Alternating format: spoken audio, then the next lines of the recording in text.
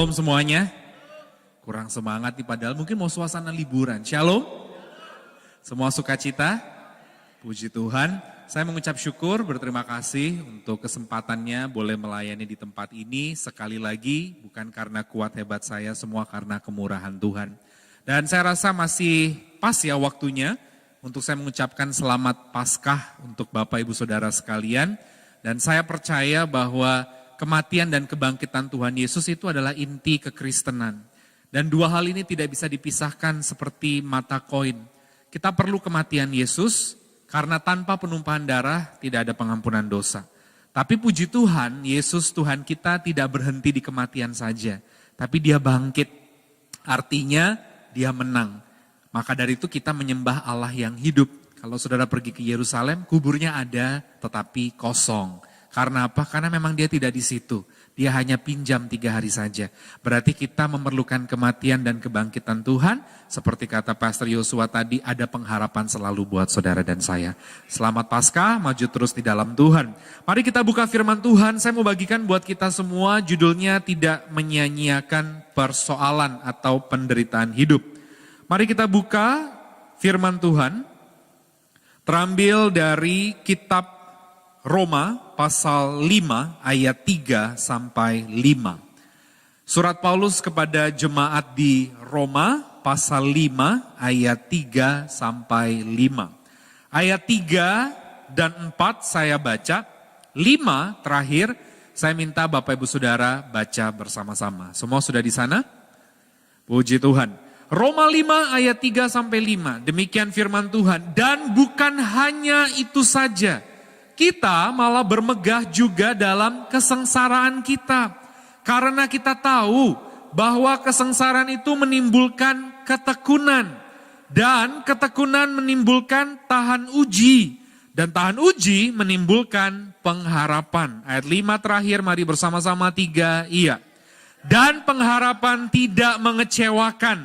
Karena kasih Allah telah dicurahkan di dalam hati kita oleh Roh Kudus yang telah dikaruniakan kepada kita. Terpujilah Tuhan kita Yesus Kristus. Sudah terkasih dalam Tuhan, saya sudah sampaikan tadi pagi di Sutorejo, hari ini saya rindu bagikan buat Bapak Ibu Saudara, judulnya tidak menyanyiakan penderitaan kita. Saya percaya setiap kita, meskipun orang Kristen, juga pasti menghadapi penderitaan. Penderitaan, pergumulan, persoalan. Penderitaan di sini bukan berarti hidup saudara tuh miserable, begitu bukan. Tetapi setiap kita selama masih bernafas, pasti masih punya persoalan. Kalau kita sudah RIP, rest in peace, baru nggak ada persoalan. Dan tidak ada di antara kita yang dapat berkata bahwa, oh persoalanku yang paling berat dewek, nggak ada saudara. Karena setiap manusia itu memiliki kadar dan jenis persoalannya masing-masing. Ada mungkin di antara kita yang sudah bertahun-tahun bergumul tentang kesehatan. Saya pernah ketemu orang yang udah 7 tahun berdoa untuk kakinya. Ya kalau pelayanan dia luar biasa, doain orang sembuh loh. Bukan berarti Tuhan gak pakai dia, tapi dia juga sedang bergumul kakinya yang mudah lelah, tidak bisa berjalan jauh. Ada orang yang punya pergumulan financial. Ada orang yang punya pergumulan pekerjaan. Saya pernah ketemu dengan seorang anak muda lulusan Erlangga, anaknya pinter gitu. Ya, tapi sudah hampir 2 tahun belum dapat pekerjaan. Dan dia terus bergumul dalam doa, Bapak Ibu Saudara. Ada juga yang punya masalah di antara kita dengan orang tuanya mungkin, dengan saudaranya. Nah, ada yang senyum-senyum mungkin sedang mengalami gitu ya. Dengan mertuanya, dengan mantunya, dengan anaknya sendiri. Ada yang punya pergumulan dalam usaha dan bisnisnya. Intinya setiap kita punya pergumulannya masing-masing. Punya kadarnya sendiri-sendiri.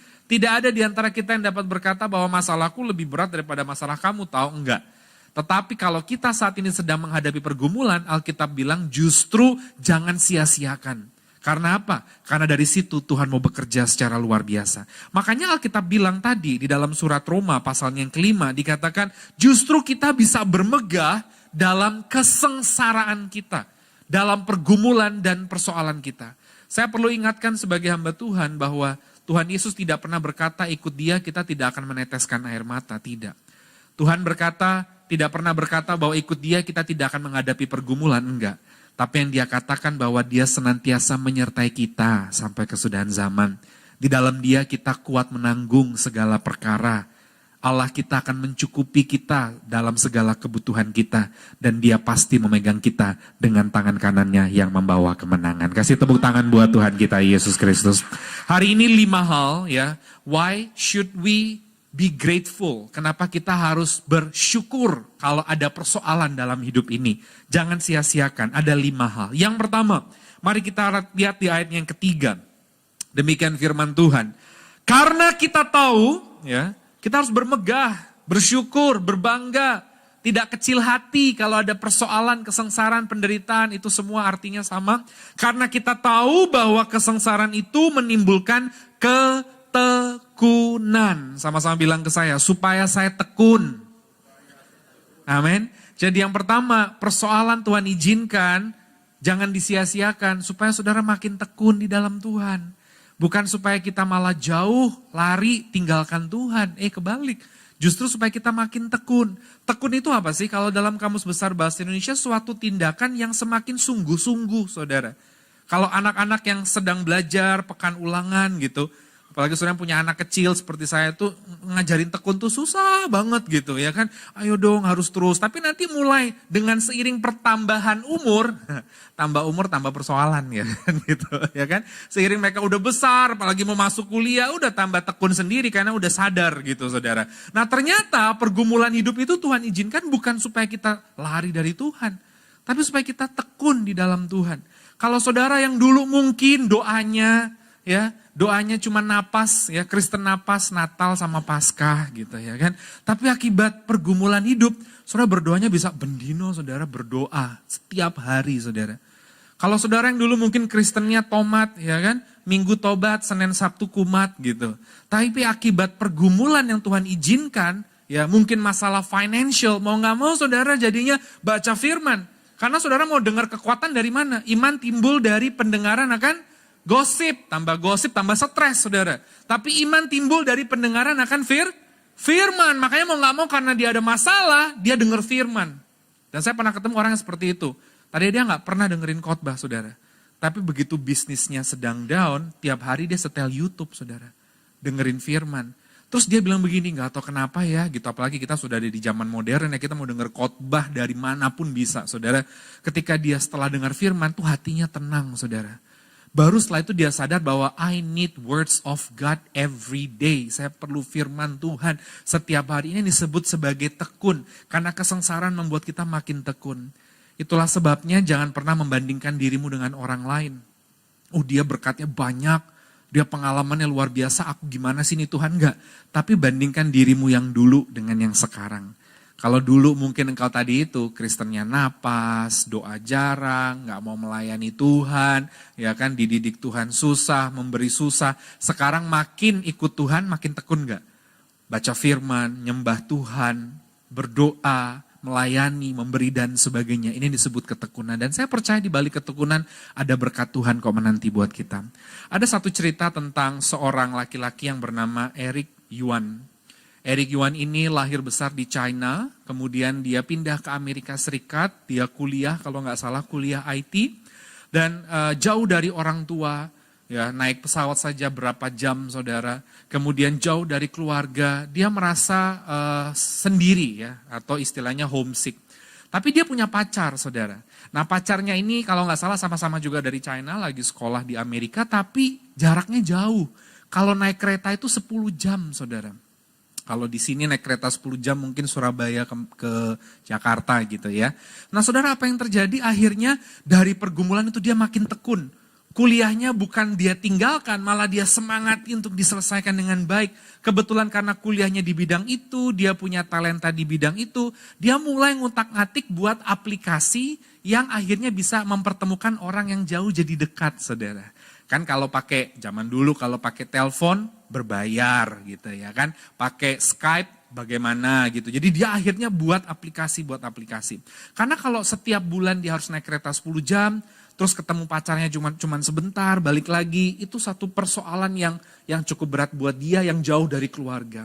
Nah singkat cerita Bapak Ibu Saudara, setelah lulus dia mulai menjual aplikasi itu ke berbagai perusahaan di Amerika.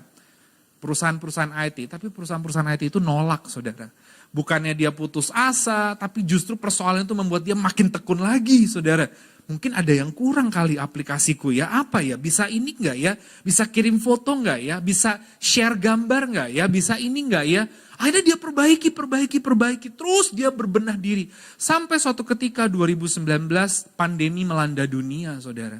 Ketika pandemi melanda dunia, pada waktu itu saudara tahu vaksin belum ada. Dan banyak orang tumbang, virus menyebar begitu cepat. Ya kan, kalau sekarang sudah longgar, semua sudah vaksin. Ya, masker juga sudah dilonggarkan, tidak seketat dulu saudara. Tapi waktu itu untuk memutus mata rantai virus supaya nggak nyebar begitu cepat, dibuatlah kebijakan di seluruh dunia, stay at home. Kerja di rumah, beribadah di rumah, sekolah di rumah. Aplikasi yang dia buat meledak namanya Zoom, saudara. Dia itu pencipta Zoom. Inventornya dia. Dari orang yang akhirnya nggak punya apa-apa, bisa aplikasinya dipakai di seluruh dunia. Sehingga dia menjadi sukses luar biasa. Tapi orang cuma lihat suksesnya, nggak lihat perjuangan di balik kesengsaraan ada ketekunan. Di balik kesengsaraan ada ketekunan. Di balik masalah makin giat berdoa. Ya, di balik pergumulan kita makin giat cari Tuhan. Dan di balik ketekunan itu ada berkat Tuhan siapkan buat saudara dan saya. Kasih tepuk tangan buat Tuhan Yesus, amin. Itu yang pertama Bapak Ibu Saudara. Yang kedua, Paulus bilang, oleh karena itu kamu harus bermegah kalau ada persoalan. Jangan bersungut-sungut, karena melalui kesengsaraan timbul tekun. Yang kedua, mari kita lihat di ayatnya yang keempat. Dan ketekunan kalau konsisten tekun, menimbulkan tahan uji. Menimbulkan tahan uji. Jadi yang kedua Bapak Ibu Saudara, jangan sia-siakan pergumulan. Kalau ada pergumulan dalam hidup, setiap orang masalahnya beda-beda, nggak ada yang sama. Kalau engkau hari ini sedang menghadapi persoalan, mungkin belum dijawab Tuhan, sudah sekian bulan, sekian tahun, katakan puji Tuhan. Terima kasih Tuhan, karena Tuhan sedang menciptakan engkau menjadi anak-anak yang tahan uji. Amin. Sama-sama bilang ke saya, aku tahan uji. Kalau kita bicara tahan uji itu digambarkan seperti sebuah produk, saudara. Yang berkualitas tahan uji. Mobil sebelum dipasarkan itu dicek dulu, dites dulu. Ya ditabrakin saudara, oh tahan uji. Ternyata penumpang di dalam tidak mati kalau dengan kecepatan sekian. Apapun itu, makanan pun sebelum dipasarkan dicek dulu saudara. Tahan uji nggak dia nih? Berkualitas nggak? Kurang lebih seperti itu. Nah ternyata persoalan itu Tuhan izinkan supaya saudara tuh jadi anak-anak yang berkualitas. Tuhan nggak mau kita menjadi anak yang, kalau bahasa saya tuh apa ya? Menyeh-menyeh gitu loh saudara ya. Aduh bahasa Indonesianya apa gitu ya kan. Ya kalau bahasa, ternyata ada bahasanya zaman sekarang itu dikenal dengan nama generasi strawberry. Saudara tahu ya, strawberry buahnya cantik, mungil, kecil ya kan. Bandingin sama kates saudara, pepaya ya kan. Gak ada menarik-menariknya, tapi saya suka pepaya saudara. Cuman istri saya gak suka ngupasnya gitu, karena dia gak suka aromanya. Nah, strawberry kecil, mungil, warnanya menarik, merah ya. Ke arah merah muda, ada hijau daunnya di atas, luarnya cantik. Tapi coba saudara taruh di genggaman saudara, saudara remukkan dengan kekuatan, sekekuatan genggaman tanganmu, banyak dia saudara. Saudara mau ngeremukin pepaya setengah ampun deh ya kan. Saudara gini kok gak banyak-banyak, tanganku yang pegel gitu ya kan. Saudara itu yang disebut generasi strawberry. Ya kan, tampilan luarnya yang diperhatikan saja, maunya kelihatan orang mungkin cantik, mungkin kelihatan cakep, bukan berarti saudara nggak boleh memperhatikan penampilan ya, saya setuju. Tapi yang dia fokuskan itu adalah yang sementara aja, yang kelihatan sebentar, tapi di dalamnya fragile, rapuh. Saya pernah melayani, ada anak muda memang zaman sekarang seperti itu, saudara. Ya mau bunuh diri, pas ditanya persoalannya apa, diputusin pacar, ya Tuhan, saya bilang gitu. Masih ada 3,5 miliar laki-laki di dunia ini. Iya Pak, tapi setengahnya ngondek. Oh oke, gak apa-apa. Masih ada setengah lagi. You jangan bunuh diri dong, kayak bilang gitu. Masa cuman perkara gitu, nggak tahan uji gitu. Ada masalah dikit tinggalkan Tuhan. Ada persoalan dikit stres ya kan. Langsung dikit-dikit berkata my mental health begini. Wah padahal kalau kita lihat generasi zaman dulu. Zaman-zamannya bapak dan kakek kita itu lebih kuat banget saudara. Ya karena ternyata Tuhan mau menciptakan kita menjadi anak-anak yang strong in Christ. Saya pernah sampaikan yang namanya kalau burung Raja Wali itu malah dilempar keluar dari sarangnya sama induknya. Supaya latihan mengepakkan sayapnya. Kalau nggak begitu nggak jadi Raja Wali yang sesungguhnya. Ada satu kisah menarik tentang seekor singa. Singa ini diambil, orang tuanya itu diambil dari pedalaman di Afrika, dibawa ke Amerika Serikat. Ada jenis-jenis tertentu singa, saya bukan ahli dalam bidang ilmu hewan, saya lupa jenis apa gitu. Karena singa ini jenisnya jarang kawin gitu. Jadi dia memiliki keturunan pun jarang sekali, supaya tidak punah diambil. Nah diambil, dibiarkan di Amerika, di kebun binatang, di kota besar, entah di Miami atau di New York ya saya lupa ceritanya. Saudara, sampai akhirnya dalam satu pertemuan Amerika dengan salah satu negara di Afrika ini berusaha untuk mengembalikan singa ini ke habitatnya. Supaya tahu dia ini asalnya memang dari sini dan tidak punah di sini. Akhirnya terjadilah transportasi, ya, tentu menggunakan kapal saudara, karena beberapa singa. Dari Amerika ke Afrika, bukan hanya Afrika saja, tapi ke hutannya saudara. Nah menariknya saudara, singa ini yang ternyata lahirnya di kebun binatang, gitu saudara. Ketika dilepas saudara, dia bingung mau ngapain saudara. Ya, ini ada kameranya saudara. Sampai dari sekian singa yang dilepas, ternyata 1 apa 2, tapi yang dilepas itu 5, akhirnya mati saudara di situ. Karena waktu dia lapar dia bingung, dia cuma nunggu. Walaupun dia punya otot kaki yang kuat, dia tidak berusaha lari ke situ. Dia nggak terbiasa mengejar rusa. Dia tidak terbiasa mencabik yang namanya kambing di hutan. Dia nggak biasa, dia biasanya nungguin saudara ya kan. Dia nungguin, saya inget banget kemarin saya melayani orang di Malang. Terus anak-anak saya kebetulan off bisa ikut, terus mampir Batu ke kebun binatang, persis memang saya lihat gitu. Ada singa yang cuma tidur nguap gitu, terus habis itu penjaganya datang tuh lempar daging, terus dia makan saudara. Nah saya bisa bayangkan ceritanya, akhirnya begitu dia dilepas di habitat aslinya, gak bisa ngapa-ngapain saudara. Akhirnya dia mati, daya juangnya gak ada. Nah ternyata Tuhan itu mau membentuk kita bukan menjadi anak-anak gampangan, tapi anak-anak yang berkualitas. Tahukah saudara, justru lewat penderitaanmu, engkau nanti akhirnya bisa mementor orang untuk maju di dalam Tuhan. Tenang aja, aku udah lewatin itu. Ya kan, dulu aku, om, tante, apalah sebutannya, udah melewati itu, maju terus dalam Tuhan, Tuhan gak akan tinggalkan. Saudara, ternyata lewat penderitaan kita, Tuhan mau untuk kita punya pengalaman dengan Tuhan yang bisa jadi berkat, jadi kesaksian. Saya percaya engkau diberkati jadi kesaksian. Tapi engkau mengalami persoalan juga bisa jadi kesaksian. Tahu gak saudara, penjahat di sebelah Tuhan Yesus itu? Dia bertobat bukan waktu Tuhan Yesus buat 5 roti 2 ikan, bisa jadi makanan buat 5.000 orang. Tapi karena dia liatin kok ada orang ya yang disalib, udah dipaku, sudah dihina, ya, sudah dicambuk, masih bisa berkata, Bapa, ampunilah mereka. Sebab mereka tidak tahu apa yang mereka perbuat. Akhirnya dia ngomong, kalau engkau datang sebagai raja, ingat aku. Yang sebelahnya bilang, ngapain kamu ngomong sama dia? Kalau emang dia beneran punya power, dia turun dong dari salib. Tapi dia bilang, enggak, aku percaya kamu. Tuhan Yesus bilang apa itu udah di atas kayu salib. Hari ini juga, kamu bersama dengan aku di Firdaus. Saudara, dari situ message-nya, lewat penderitaan pun Tuhan bisa buat kita jadi kesaksian loh. Jadi kekuatan buat orang lain, jadi berkat.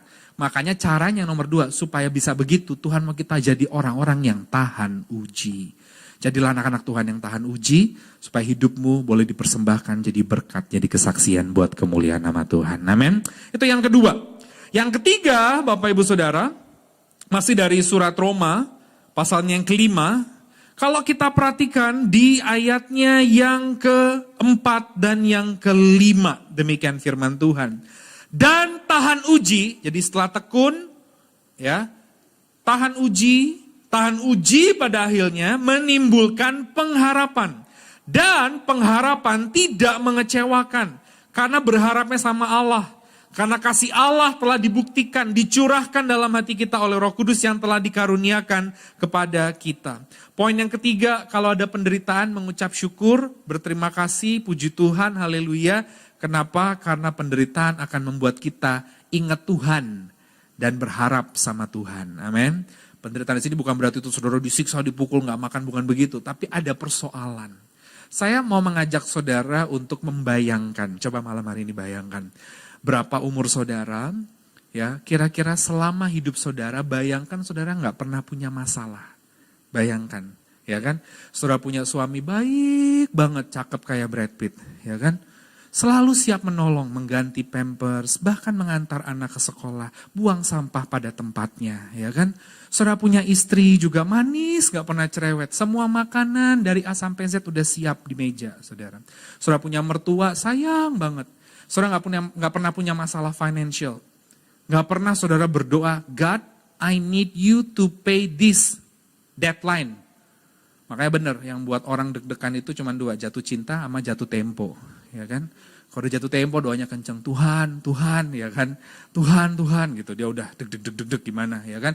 Coba saudara gak pernah punya masalah. Saudara gak pernah punya masalah penyakit. Oh, kakiku kuat, berjejak naik Gunung Sinai, turun 30 kali juga aku kuat gitu, ya kan? Makan tiap hari kambing, gak ada kolesterol, ya kan? Saudara gak pernah punya masalah, saya jamin saudara gak pernah inget Tuhan. Karena everything is fine, all you need semua ada. Makanya tokoh-tokoh di Alkitab, kebanyakan yang berani menentang Tuhan adalah orang yang memang merasa dia gak butuh Tuhan. Firaun, Raja-Raja Babel, dan sebagainya. Karena mereka merasa mereka gak punya masalah. What they want, what they need, they got it, saudara. Makanya yang ketiga, Paulus bilang sama jemaat di Roma, kalau kamu punya kesengsaraan, bersyukur, ya penderitaan, sepanjang memang kamu di dalam Tuhan, bukan karena kamu cari-cari masalah itu sendiri, karena kesengsaraan itu menimbulkan ketekunan, tekun yang konsisten menimbulkan tahan uji, jadi anak yang berkualitas, tahan uji menimbulkan pengharapan, kamu jadi berharapnya sama Tuhan. Jadi ingat Tuhan, dan saya percaya masalah itu termasuk salah satu cara yang efektif Tuhan buat supaya kita ingat Tuhan, saudara. Ya kan, mau gak mau saudara ini berdoa lagi. Ada seorang penyanyi, siapa Simon saya lupa, kulit hitam di Amerika, penyanyi jazz yang terkenal, tahun 62 saja sekali manggung dia sudah dibayar kalau dirupiahkan 200 juta saudara. Tapi karena dia terlena dengan kemewahan, terlena ya begitu kan banyak jobnya, dia jatuh dalam narkoba, minum-minuman, pergaulan bebas saudara, dia kehilangan suaranya 2 tahun saudara. Ini sumber duitnya dia di sini. Ada orang yang sumber duitnya di sini, ada yang di tangan, ada yang di macam-macam, sumber duitnya di sini. Gak bisa nyanyi 2 tahun, gaya hidupnya tinggi, dia akhirnya mulai jual mobil-mobilnya. Tahun 60-an dia punya mobil banyak saudara. Villa-villanya dia jual. Dari satu sisi dia jadi berlutut dan berdoa, God forgive me. Aku ingat dulu waktu kecil aku nyanyi buat Tuhan di gereja, glory haleluya. Kok sekarang aku begini? Saudara 2 tahun dibuat Tuhan puasa. Sampai dia pergi ke dokter, pulih saudara. Begitu pulih dia sujud syukur dan dia bilang ini untuk kemuliaan Tuhan saudara. Makanya masalah itu Tuhan izinkan. Yang ketiga, jangan disia-siakan supaya kita ingat Tuhan. Lebih baik ingat Tuhan sekarang daripada diingetin sama Tuhan, ada aku loh. Nah lebih ngeri saudara. Ya kan saudara, lebih baik inget dulu sadar, oh ya Tuhan, ada Tuhan. Daripada diingetin Tuhan, oh kamu gak butuh aku toh. Gitu, begitu. Makanya yang ketiga, ternyata pergumulan, kesengsaraan Tuhan izinkan supaya kita timbul pengharapan. Dan saudara harus sampai ada di titik, ya, saudara yakin hanya Allah lah satu-satunya yang kau miliki dalam hidup, engkau memiliki segalanya. Baru engkau bisa melihat pengharapan yang luar biasa. Selama Tuhan masih menjadi nomor 2, nomor 3, engkau belum melihat tangan Tuhan turun secara luar biasa.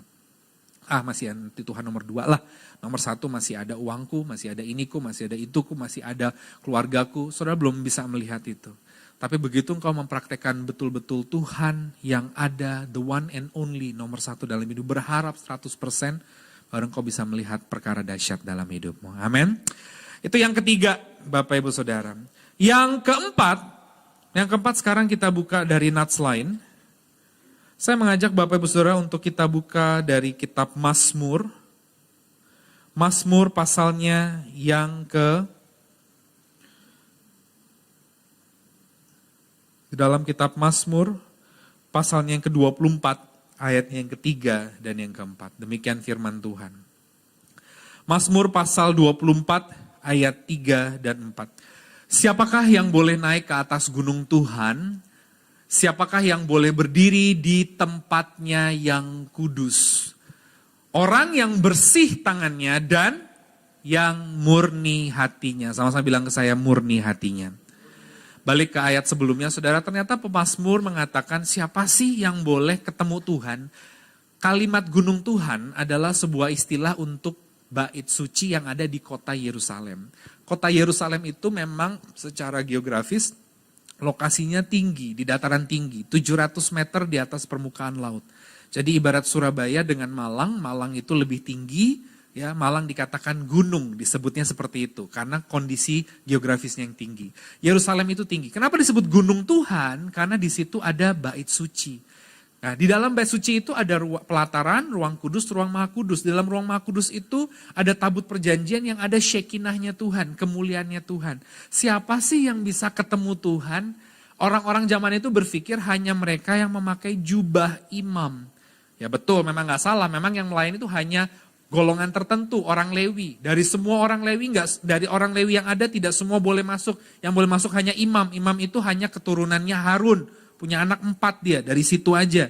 Jadi orang Lewi melayani boleh, tapi yang imam itu hanya keturunan Harun. Dan yang masuk ke ruang maha kudus lebih lagi hanya imam besar. Yang dipilih berdasarkan undian khusus ilahi. Dipilih dari keluarga Harun ini siapa yang akan jadi imam besar. Ternyata pemazmur memberikan pemahaman yang luar biasa. Ternyata yang bisa masuk ketemu Tuhan itu bukan yang hanya kelihatan fisiknya dia melayani, tapi yang murni hatinya. Makanya hari ini sama-sama bilang ke saya, hatiku harus murni. Tuhan itu melihat hati, manusia melihat rupa. Persoalan apa hubungannya? Tuhan izinkan karena Tuhan mau memurnikan hati kita. Jadi poin yang keempat, jangan menyanyiakan penderitaan. Why? Kenapa? Bersyukur kalau ada masalah. Hatimu sedang dipurify, dimurnikan. Emang ada ayatnya? Ada. Kalau kita lihat kitab Yesaya. Mari kita buka di dalam kitab Yesaya pasalnya yang Yesaya pasalnya yang ke-48 ayatnya yang ke-10. Yesaya 48 ayatnya yang ke-10, demikian firman Tuhan. Dikatakan sesungguhnya aku telah apa? Sama-sama bilang ke saya, aku dimurnikan. Namun bukan seperti perak, tapi telah diuji dalam dapur kesengsaraan. Dimurnikan lewat pergumulan. Jadi lewat persoalan, ada yang tadi udah doa 7 bulan buat kerjaan, ada yang udah doa 3 tahun supaya rumahnya jadi, ada yang berdoa 4 tahun supaya punya anak, ada yang berdoa 10 tahun supaya mamanya percaya Tuhan. Semua persoalan itu untuk memurnikan hatimu. Karena Tuhan melihat hati, manusia melihat rupa. Pada waktu Samuel disuruh oleh Tuhan untuk mengurapi salah satu anak Isai, Tuhan sengaja gak ngomong siapa. Ya, selevel Samuel saja, namanya manusia ya, masih melihat rupa. Datang anaknya Isa yang pertama, waduh tinggi besar, gagah, sering nge-gym, 6 pack ya, kalau saya kan 1 pack gini ya kan. Oh ini calon raja nih gitu. Tuhan bilang no, bukan dia gitu. Oke yang kedua jenggotan, berewokan, cocok nih tampangnya raja. Tuhan bilang bukan. 1, 2, 3, 4, 5, seterusnya kok bukan Tuhan. Ternyata masih ada anak yang ketinggalan, terakhir Daud. Begitu dipanggil kok gini ya kecil gitu. Pipinya kemerah-merahan. Itu yang kamu urapi. Tuhan ngomong di telinganya. Loh kok gini Tuhan? Ya kan? Akhirnya diurapi. Waktu dia mau ngurapi. Yang namanya Tuhan ngomong sama Samuel. Samuel lakukan aja. Karena manusia melihat rupa. Tapi aku melihatnya hati. Makanya jangan menyanyiakan penderitaan. Kenapa? Karena Tuhan sedang memurnikan hati kita lewat pergumulan dan persoalan. Dan tadi seperti yang saya katakan Bapak Ibu Saudara, bandingkan dirimu yang dulu dengan yang sekarang. Jangan bandingkan dirimu dengan orang lain. Kira-kira aku motivasinya cari Tuhan apa? Kalau dulu, dulu mungkin anak-anak muda, masih muda banget ke gereja supaya ketemu jodoh, nggak salah juga ya kan. Ada loh teman-teman saya dulu waktu masih muda bilang, kok gereja yuk, kenapa di gereja ceweknya cantik-cantik gitu. Ya kan, nggak salah juga ya, puji Tuhan daripada dia ngajak ya kan ke diskotik yuk cari perempuan, aduh jangan deh ya kan. Tapi begitu dia ikut Tuhan, dia udah gak mikir itu lagi. Ini yang disebut hatinya udah beda lagi. Ikut Tuhan. Aku mau ke gereja kenapa? Aku butuh disegarkan, dikuatkan oleh Tuhan. Beda, saudara bisa lihat ya. Dimurnikan hatinya. Makanya penting hati kita untuk makin hari makin murni di hadapan Tuhan. Kalau dulu 20 tahun lalu, Tuhan aku doa. Tuhan memang sanggup kok. Tidak ada yang mustahil buat dia. Cuma kalau dia belum jawab, itu berarti dia punya maksud saudara. Kalau Tuhan gak jawab, ya kan? Aku tinggalin Tuhan aja. Itu dulu. Sekarang seperti Yesus. Bapa kalau boleh aku maunya ini. Tapi bukan kehendakku yang jadi melainkan kehendakmu. Hatinya udah murni di hadapan Tuhan. Makanya yang namanya perak dan emas kalau dimurnikan saudara. Kalau saudara pergi ke tempat peleburan emas gitu, panas yang dipakai bukan 100 derajat tapi ribuan derajat. Emas yang tadinya padat ya, langsung mencair. Tapi jangan kayak anak-anak sekolah ujian zaman sekarang ya, anak-anak zaman sekarang ditanya gurunya ulangan umum gitu ya kan. Sebutkan 3 benda padat yang bisa dicairkan. Dia jawab 1 BPKB, 2 surat tanah, 3 cincin mama. Terus dipanggil mamanya, Bu anaknya begini, nggak tahu. Ini mungkin di rumahnya mamanya sering ya kan mencairkan itu semua ya kan. Gitu. Saudara, emas kalau dicairkan itu sampai lumer jadi cairan, semua unsur yang secara kimia zinc itu besi ya, nanti apa-apa yang bukan emas itu minggir sendiri. Yang di dalam ini yang istilahnya tuh apa? Kalau kita ngerebus air tuh blubuk-blubuk matang, itu hanya pure emas, Saudara. Seperti itulah kita dimurnikan lewat persoalan hidup, yang lain-lainnya akhirnya menyingkir. Saya punya satu cerita Bapak Ibu Saudara, ada seorang perempuan pencipta lagu rohani yang cukup terkenal, dia menciptakan lebih dari 1000 lagu rohani. Namanya Francis Jane Ellistain. Francis Jane ini lahirnya 1820, meninggalnya 1915, berarti 95 tahun dia hidup. 1820, meninggalnya 1915. Ya. Nah, apa yang terjadi? Waktu dia usia 6 minggu, dia terkena flu. Ini bayi tahun 1800, lebih dari 200 tahun lalu. 1820, 100 tahun kemudian 1920, 200 tahun kemudian 2020, Saudara. Nah, karena kena flu, penanganannya kurang cepat, sudah terjadi malpraktek juga diakui oleh dokter lokal di Amerika. Akhirnya kena ke matanya, terjadi peradangan, Saudara. Akhirnya matanya buta, tidak bisa melihat. Umur 6 minggu, dia tidak bisa melihat. 6 bulan kemudian, papanya meninggal, Saudara. Mamanya menjadi single parent, ngurusin anak perempuan tunanetra, Saudara. Kalau di otak kita masa depannya nggak ada. Siapa yang mau kawin sama anak perempuan tunanetra? Secara manusia, ya kan? Bagaimana masa depannya, Saudara? Tapi mamanya ini anak orang yang cinta Tuhan, gitu. Ya, orang yang cinta Tuhan sama neneknya ya membesarkan Francis ini jadi 3 perempuan secara religius luar biasa. Karena dia tidak bisa melihat dan tidak bisa membaca tentunya walaupun dia belajar Braille nanti. Akhirnya Alkitab itu isi ceritanya dibacakan supaya dengar ke telinga, didiktekan dan dia harus mengulangi. Umur 16 tahun Francis ini karena sering mendengar cerita Alkitab dia sampai hafal. Kitab Kejadian. Pada mulanya Allah menciptakan langit dan bumi belum berbentuk apa-apa dan kosong roh Allah melayang-layang. Itu sampai dia hafal, Saudara. Karena dia gak bisa melihat, tidak membaca, tapi dia dengar firman Tuhan. Akibatnya umur 20-an, dia bisa menciptakan lagu-lagu rohani. Lebih dari 1000 lagu rohani diciptakan oleh dia. Nah, salah satu cerita menarik adalah lagu rohani yang kalau Saudara pernah dengar tuh, judulnya Blessed Assurance. Ku berbahagia gitu. Blessed assurance, Jesus is mine. Jadi jaminan yang memberkati adalah Yesus milikku. Ceritanya begini Saudara, tahun 1873 dia sudah besar. Dia main ke rumah sahabatnya orang kaya, punya piano, main piano. Terus sahabatnya seorang wanita istri ya, seorang nyonya namanya Nyonya Nep. Dia lagi main piano terus dia bilang gini, Francis Jane, ini aku punya nada, mau kamu kasih lirik apa? Terus Saudara dia merenung, gak sampai 5 menit dia berdiri dan dia bilang blessed assurance. Jaminan yang memberkati. Bahwa bukan rumah besar, bukan harta melimpah, bahkan bukan mata yang bisa melihat, tapi Yesus adalah milikku. Akhirnya lagu itu diciptakan meledak di Amerika Saudara. Dan Saudara tahu orang pikir dia gak punya masa depan, umur 6 minggu gak bisa melihat dunia. Dia nikah loh, punya anak loh. Bahkan mungkin dia keliling dunia tahun 1800-an lebih banyak daripada kita. Pergi ke 90 negara zaman segitu. Menjadi public speaker, pembicara umum. Ketemu presiden dan pemimpin dunia, Saudara. Pada saat akhir hidupnya umur 95 tahun dia mau meninggal, dia tulis surat, dia bilang begini. Aku bersyukur 95 tahun aku gak melihat. Ada yang ingat 6 minggu ngelihat apa? Gak ingat Saudara. Di situ aku tahu bahwa Tuhan sedang memurnikan hatiku. Aku percaya kalau aku bisa melihat, aku tidak lari kepada Tuhan. Hatiku tidak tertancap ke Tuhan. Menjadi pencipta lagu rohani. Justru aku akan mengejar yang mataku lihat indah. Tapi aku percaya persoalan ini Tuhan buat supaya aku semakin nempel murni di hadapan Tuhan. Saya gak bilang saudara semua harus tunanetra, enggak. Tapi dari kesaksian seperti itu dia sudah sampai punya pemikiran bahwa hati kita yang utama. Dan hati kita ini dimurnikan lewat pergumulan. Apapun yang saudara sedang hadapi hari ini, naikkan ucapan syukurmu. Terima kasih Tuhan, terima kasih.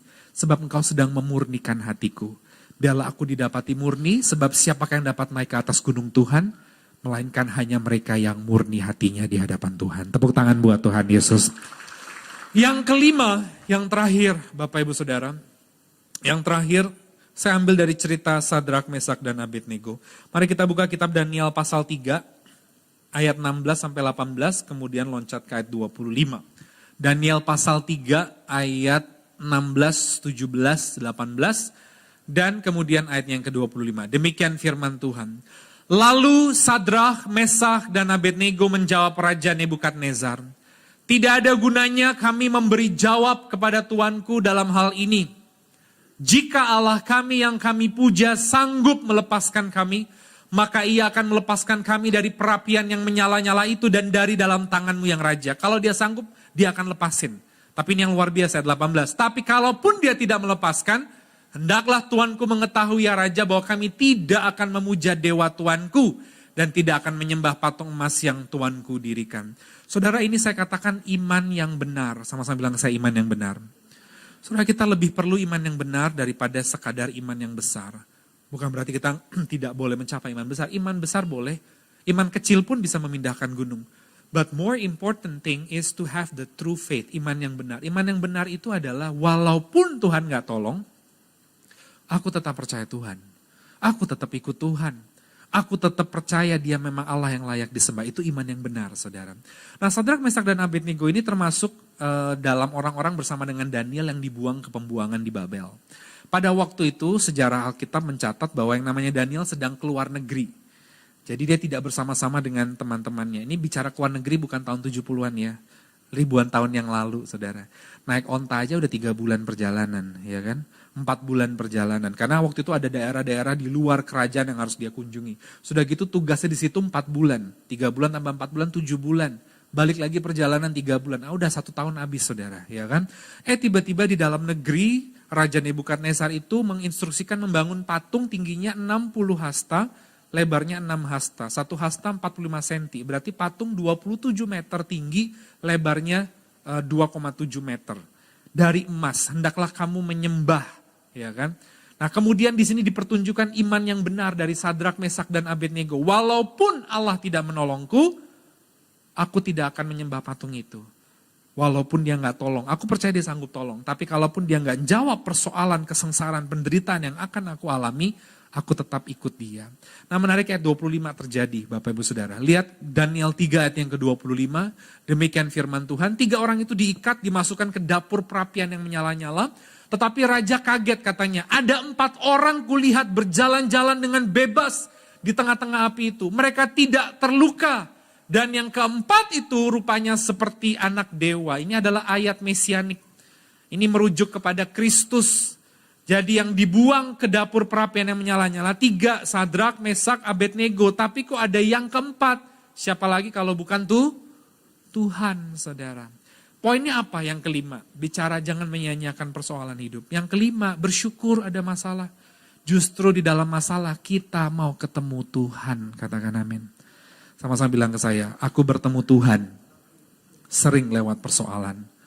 Saudara, cerita Alkitab menggambarkan bahwa banyak kejadian tokoh-tokoh Alkitab tuh ketemu Tuhan justru bukan di pesta, tapi di dapur perapian, di dalam gua singa, di perahu yang terombang-ambing, ya kan?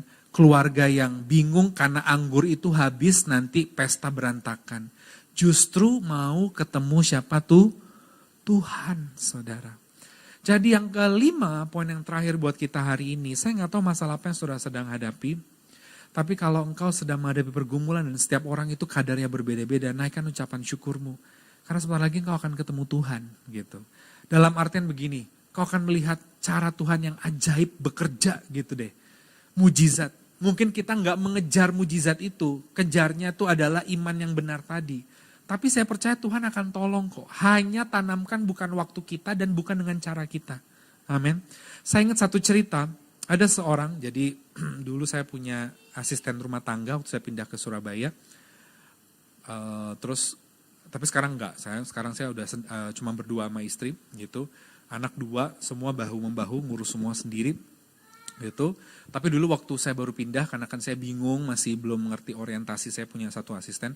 Asistennya tuh masih muda banget gitu. Nah dia itu punya sahabat kalau nggak salah, di daerah Lampung gitu saudara. Terus dia cerita gitu, tapi dia di daerah yang banyak orang Kristen. Jadi ada daerah-daerah di Indonesia yang saudara tuh nggak tahu, kaget bahwa ternyata di sini kampung banyak orang Kristen gitu, kurang lebih seperti itu. Nah apa yang terjadi saudara? Ternyata temannya dia ini dulu itu udah berdoa, bergumul, kepingin punya motor, tapi di otaknya dia itu pingin jual sawah orang tuanya. Lah kok sawah nggak laku-laku saudara. Nggak laku-laku. Ya ini saudara. Akhirnya apa yang terjadi saudara? Ya nggak laku-laku memang. Tapi tiba-tiba pemerintah pada zamannya Pak Jokowi ini kan mulai melakukan pembangunan luar biasa. Infrastruktur jalan tol.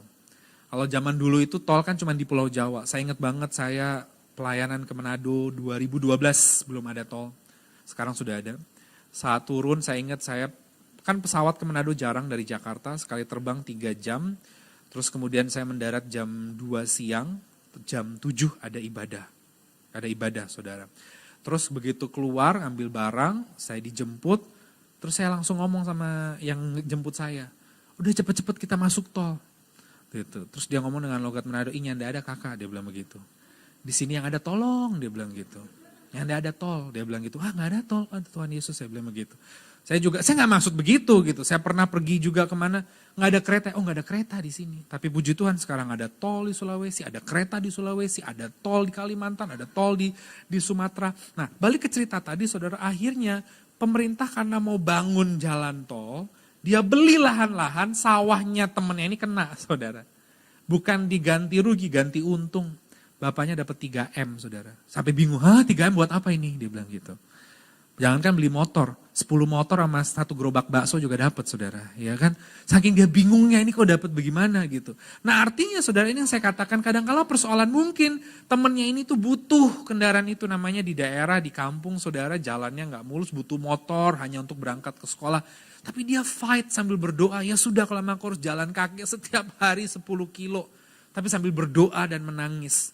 Tiba waktunya Tuhan jumpai dengan cara yang ajaib. Sawahnya laku ganti untung, bukan ganti rugi. Akhirnya bisa beli motor, bisa beli mobil, ganti rumah saudara. Karena dia gak bisa tinggal di situ, tuh mau dijadikan jalan tol dari Lampung ke Palembang saudara. Bayangkan. Nah dari sini saya mau mengatakan bahwa persoalan adalah sarana kita mau ketemu Tuhan. Justru di dapur perapian yang menyala-nyala, Sadrak, Mesak, dan Abednego itu bertemu Tuhan. Justru di perahu yang terombang-ambing itu, kita bertemu Tuhan dan meredakan angin ribut. Jadi apapun masalah hidupmu, jangan takut, jangan ragu, bersyukur. Sebentar lagi kau akan lihat tangan Tuhan bekerja secara luar biasa. Tepuk tangan buat Tuhan Yesus.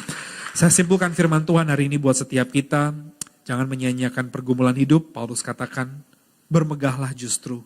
Kenapa? Karena dari situ engkau akan tekun di dalam Tuhan. Dari tekun kau sedang dibentuk Tuhan menjadi pribadi yang tahan uji. Justru lewat persoalan yang kau hadapi, kau bisa jadi kesaksian kok, jadi berkat buat orang lain. Dari tahan uji, engkau ingat Tuhan, berharap. Kalau gak ada masalah, kita gak akan ingat Tuhan. Kita merasa semua baik-baik saja, gak butuh Tuhan, gak perlu berdoa, gak perlu cari Tuhan, semua baik-baik saja. Yang keempat, masalah dalam rangka memurnikan hati kita. Sebab Tuhan melihat hati, yang murni hatinya yang berjumpa dengan Tuhan. Dan yang kelima, sering cerita Alkitab, di dalam masalah kita justru bertemu dengan Tuhan. Mari kita berdoa. Kami bersyukur Tuhan untuk firman yang boleh dibagikan buat kami. Terima kasih Tuhan, kami mau mengatakan terima kasih. Walaupun saat ini keadaan hidup kami mungkin sedang tidak baik-baik saja. Ada pergumulan dan setiap orang memiliki pergumulannya masing-masing.